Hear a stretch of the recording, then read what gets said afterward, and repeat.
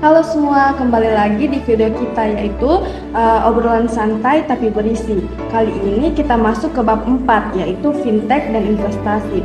Bahasan yang semakin kesini semakin relevan di sama kehidupan kita sekarang. Iya, sekarang kan hampir semua urusan keuangan itu sudah digital nih. Mau transfer, mau investasi, menabung, itu bisa dari HP. Nah, di bab ini kita akan bahas bagaimana sebenarnya teknologi ini bisa masuk dan mengubah dunia investasi.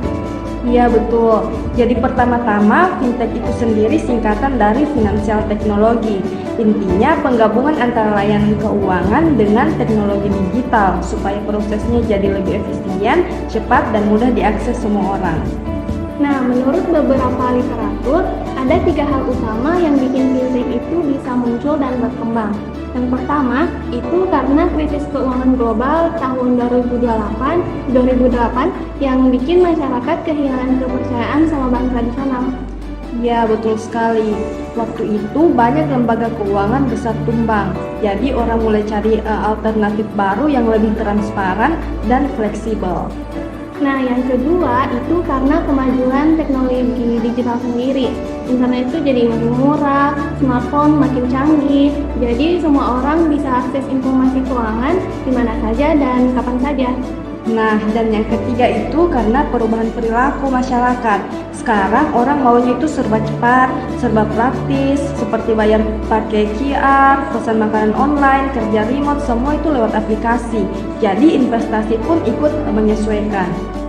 Ya, dan itu yang bikin munculnya konsep digital wealth management, yaitu pengelolaan kekayaan secara digital.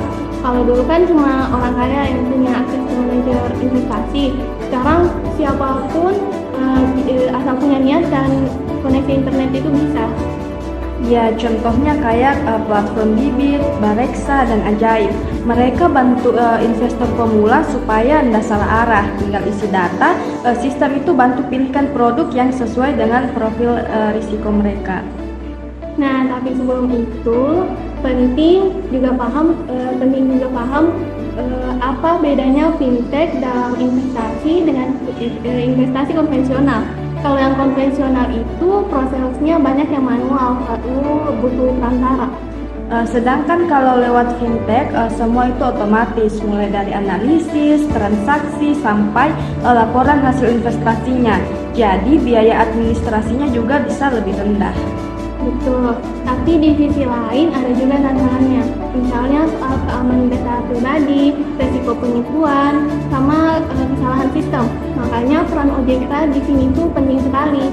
Nah itu, OJK bikin yang namanya regulatory sandbox. Jadi semacam ruang uji coba buat inovasi fintech. Tujuannya biar produk baru bisa dites dulu sebelum dilepas ke masyarakat supaya aman dan sesuai aturan. Oh, bagus nih itu. Karena kalau dibiarkan tanpa pengawasan toh bisa banyak terjadi kasus investasi bodong. Namanya itu mengaku-mengaku fintech padahal cuma tipu. Betul.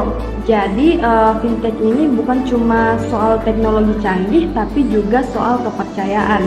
Harus ada transparansi dan perlindungan buat pengguna. Nah, dan satu hal lagi, fintech itu bukan cuma alat investasi, tapi juga jembatan menuju inklusi keuangan. Banyak orang yang dulunya itu tidak punya rekening bank, sekarang bisa ikut investasi lewat aplikasi digital. Iya, itu luar biasa sekali. Jadi lewat fintech kesempatan orang buat berkembang finansial jadi lebih terbuka. Tapi tetap literasi keuangannya juga itu harus ikut naik supaya paham cara kerjanya dan risikonya. Nah, betul itu. Jadi kesimpulan di part pertama ini yaitu fintech itu hadir karena yang pertama, masyarakat butuh sistem keuangan yang lebih efisien dan transparan. Lalu yang kedua, teknologi. Karena teknologi digital itu makin maju. Lalu yang ketiga, gaya hidup orang juga berubah. Semua orang mau yang cepat dan gampang. Ya, dan dari sini nih awal munculnya investasi digital. Tapi bagaimana sistem investasinya bisa otomatis dan pintar? Itu yang akan kita bahas di part selanjutnya. Betul, karena di part 2 nanti kita akan masuk ke dunia robo aksesori. yaitu si robot pintar yang bantu kelola investasi kita. Wah, itu menarik sekali. Jadi teman-teman jangan lupa dengarkan lanjutan video kita ya.